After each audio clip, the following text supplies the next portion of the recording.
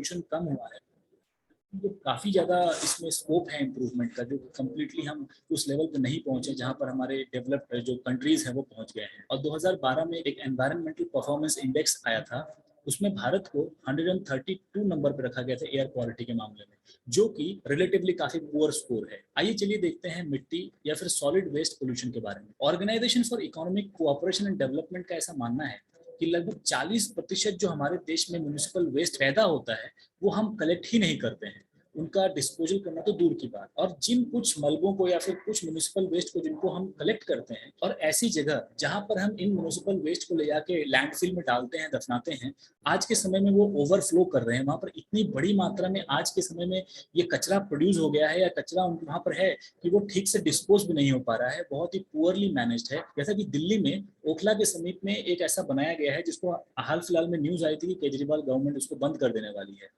दो और खुलने वाले हैं, इनफैक्ट गाजीपुर मंडी के बगल में है और एक है नरेला। तो ये दो ऑपरेशंस जो नए खुलने वाले हैं, आशा की जा रही है कि इससे कुछ हद तक सॉलिड वेस्ट मैनेजमेंट को नया एक दिशा दिया जाएगा, जल्द से जल्द उसको डिस्पोज करने के बारे में। National environmental engineering research institute NEERI और सेंट्रल पोल्यूशन कंट्रोल बोर्ड ने एक स्टडी किया था।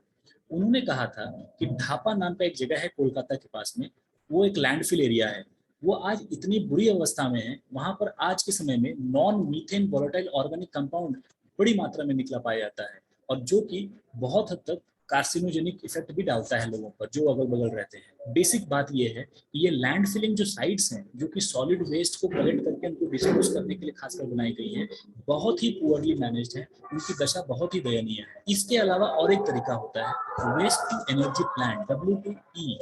ये प्लांट जो होते हैं, यहाँ पर आप वेस्ट को ले आएंगे, उनको इंसिनरेट करेंगे कंट्रोल एटमॉस्फेयर में, उससे जो भाप निकलेगा उससे आप टरबाइन चलाएंगे और उससे आप इलेक्ट्रिसिटी प्रोड्यूस करेंगे। तो ये जो प्रोसेस है, कहीं ना कहीं ये बहुत ही खर्चीला प्रोसेस कहा जाता है। और जो वेस्ट टू एनर्जी की बात की जाती है, देखिए कोई भी एनर्जी आप किसी भी वेस्ट से निकालें, ठीक है, आप केले के पत्ते से क्या एनर्जी निकालेंगे, आप गीली लकड़ी से क्या एनर्जी निकालेंगे। तो हमारे जो म्यूनिसिपल वेस्ट हैं, इसमें बहुत बड़ी मात्रा में ऐसे वेस्ट प्रोडक्ट होते हैं जिनकी कैलोरीफिक वैल्यू बहुत कम होती है। आप उनको जला तो देंगे, लेकिन उसे एनर्जी पाने लायक कुछ नहीं निकलता है।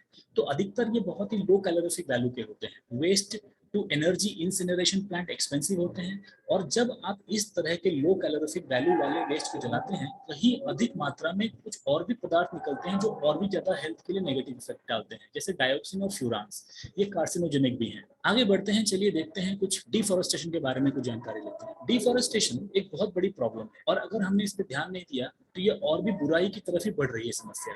विश्व में ऐसा माना जा रहा है डिफॉरेस्टेशन के कारण से लगभग 13.7 मिलियन हेक्टेयर्स वनों को साफ कर दिया जा रहा है, और भारत उनमें 10वें स्थान पे है।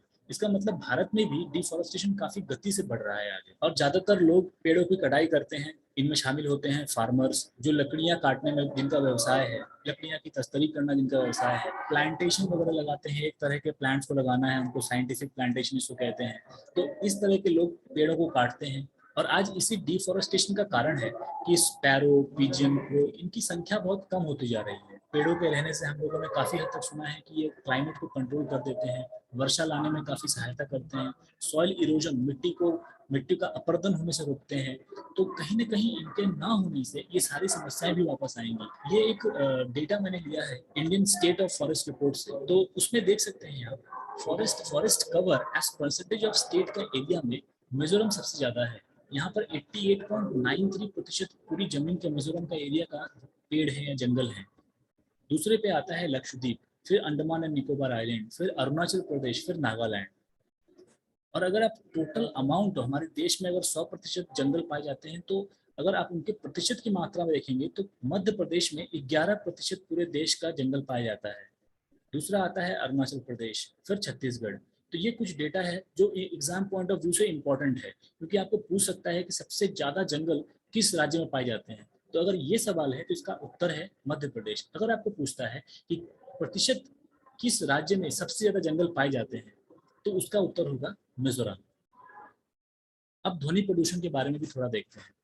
नॉइस पोल्यूशन भी एक तरह का पोल्यूशन है, जो पहले लोगों के ध्यान में उतना नहीं आता था, लेकिन धीरे धीरे देखा गया कि इसका असर भी जीवन पे बहुत हद तक पड़ता है, और एक नॉर्मल लाइफ जीने में हमें बहुत हद तक इससे बहुत हद तक रोकता है, या उससे हमें बहुत नुकसान पहुंचता है।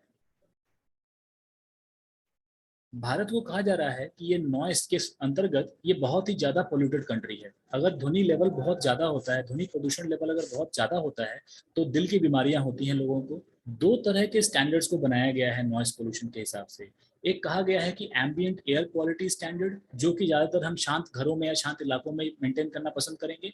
और दूसरा है emission limit for designated type of machinery, जो कारखानों में जिस तरह का लेवल या जिस तरह के नॉइस लेवल को हम एक्सेप्ट कर सकेंगे। तो ये दो तरह के स्टैंडर्ड बनाए गए हैं। नॉइस रेगुलेशन रूल 2000 में आया था। यहाँ पर कहा गया था कि नॉइस लेवल इंडस्ट्रियल एरिया में 75 डेसिबल, कमर्शियल एरिया में 65 डेसिबल, रेसिडेंशियल जोन में 55 डेसिबल होना अनिवार्य है, या फिर इतना होने से प्रॉब्लम नहीं है। इसके आगे आपको किसी न किसी तरह के कानूनी प्रतिबंध में आना पड़ेगा। और साथ ही साथ कुछ जोन ऑफ साइलेंस को भी बनाया गया था, जैसे 100 मीटर स्कूल के आसपास आपको ध्वनि प्रदूषण नहीं करना है, हॉस्पिटल के परिधि में आप किसी तरह का शोर नहीं मचा सकते। International symbol for biological hazard, इसको मैंने मेडिकल वेस्ट के प्रसंग में यहाँ पर डाला है। तो आप सिंबल को केवल देख लीजिए।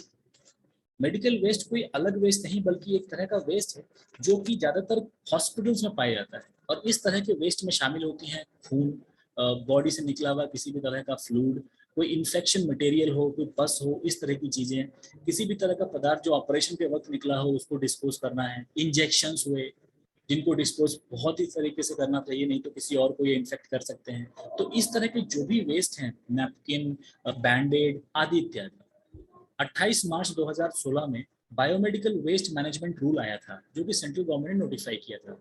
और उसके अंतर्गत हर स्टेट गवर्नमेंट की जो पोल्यूशन कंट्रोल बोर्ड होगी या फिर पोल्यूशन कंट्रोल कमेटी होगी, उनकी जिम्मेदारी होगी इन नियमों का पालन। आगे बढ़ते हैं दोस्तों। अभी तक जो हमने देखा वो ज्यादातर किसी न किसी तरह का फैक्ट था जिसको बदला नहीं जा सकता, या कोई कॉन्सेप्ट समझने में वो आपको हेल्प करता है।